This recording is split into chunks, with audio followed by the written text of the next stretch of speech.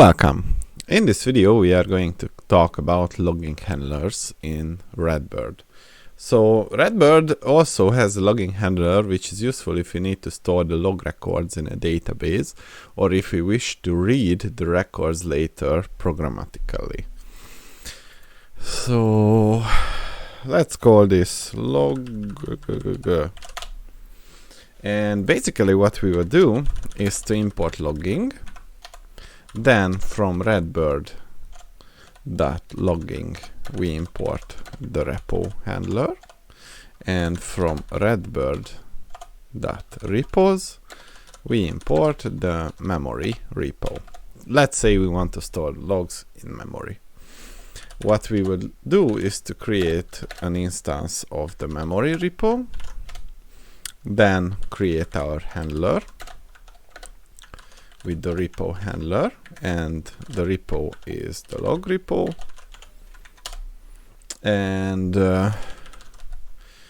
we would create our handler and set it to a logger. So logging.get logger, and we say my logger, and we say that logger.add handler. And after that, what we can do is to use the logger.debug to send debug message. We could use the info to send informational message, and we could use the we could send warning messages. And yeah, so now what we could also do is basically to query messages. So for message in list log repo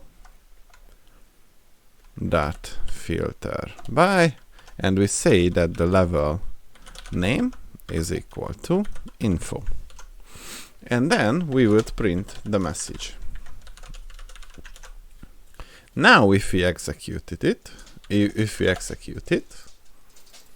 so python log.py,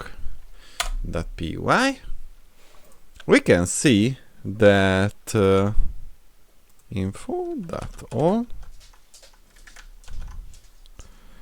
All right.